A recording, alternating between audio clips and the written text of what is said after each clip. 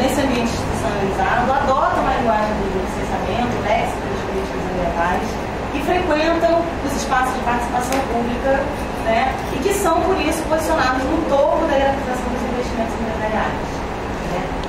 Isso, mesmo que eles não sejam considerados tecnicamente como os maiores afetados pelos empreendimentos. Né. Os grupos mais atendidos serão justamente aqueles que conseguem apresentar o seu potencial de mobilização e se apropriar politicamente dessa condição de modo a sobredimensionar sua importância nesses cenários estandarizados e domesticados de conflito.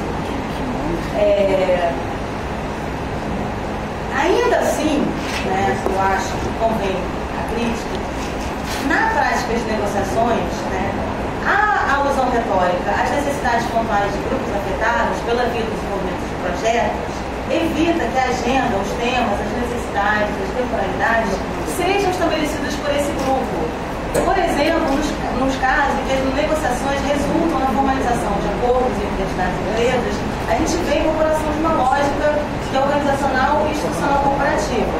Né? As entidades, para receber recursos das empresas, elas precisam estar formalizadas. Né?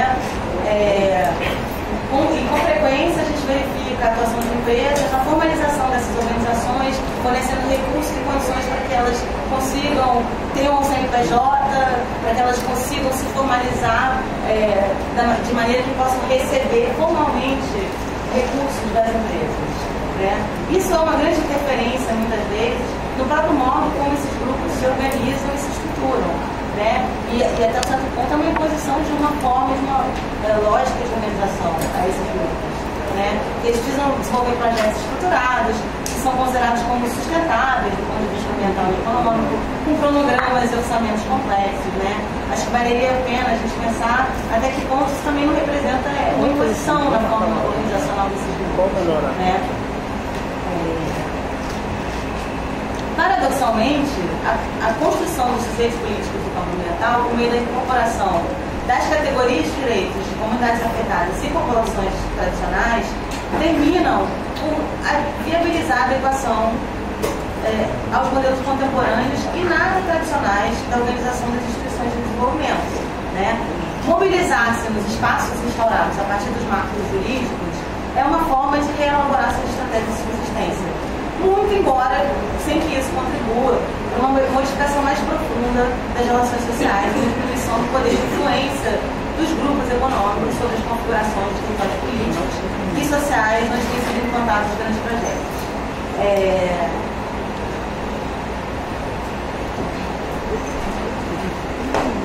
Eu tenho procurado, eu acho assim, apenas como uma provocação, eu gostaria que a gente pensasse, refletisse um pouco, em que medida também, ao garantir alguns direitos na nossa luta política, na nossa luta social, ao garantir alguns direitos a categorias que hoje são reconhecidas no campo ambiental, como a categoria de populações tradicionais, que é o resultado de uma luta política fundamental do campo ambiental, que deve ser. Mas até que ponto, ao reificar e garantir, né, os direitos dessas categorias, que são hoje reconhecidas no campo, a gente não termina também excluindo outras, tantas que ainda não são reconhecidas no campo ambiental. Por exemplo, populações vizinhas, vizinho não é uma categoria, vizinho a um empreendimento não é uma categoria. Populações que são residentes em áreas de periferia urbana e marginalizada, que não se enquadram na categoria tradicional, que não são indígenas, quilombolas, pescadores ou camponeses, né? Trabalhadores migrantes, né? É uma outra categoria que também não é uma categoria reconhecida de direitos hoje nesses empreendimentos ou nesses processos. Então, eu tenho procurado demonstrar, né, reconstruindo o esforço de imaginação dos grandes empreendimentos, que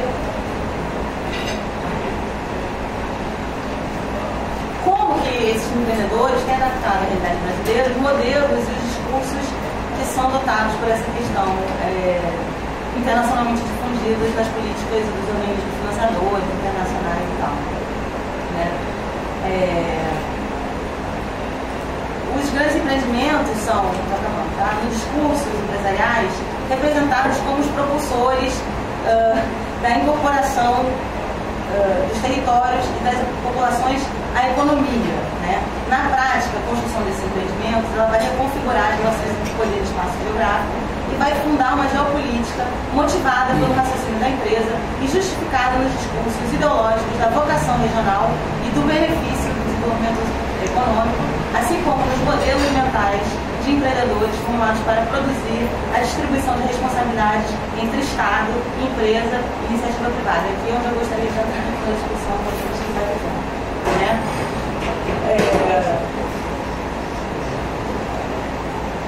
A partir desse lugar, eu pude constatar como as peças técnicas que são produzidas por especialistas do licenciamento, as guindas, programas de educação ambiental, programas de comunicação social, se voltam para os interesses propriamente empresariais, na medida em que as medidas de mitigação mitigam os empreendedores, abrandando os riscos de suas operações produzirem efeitos considerados indesejáveis à sustentabilidade dos próprios negócios. As medidas de compensação, tal como negociadas durante o licenciamento, né, pela via da adoção de abordagens que são voltadas para a domesticação do conflito, classificação dos grupos, neutralização das tensões, diminuição das imprevisibilidades, utilização de aparatos tecnológicos persuasivos, no fundo, compensam para os empreendedores. E, por fim, os grupos classificados como afetados são, em realidade, aqueles que podem afetar os interesses empresariais, né? Eu diria que, em grande medida, é o próprio Estado brasileiro que outorga essa visão empresocêntrica, né?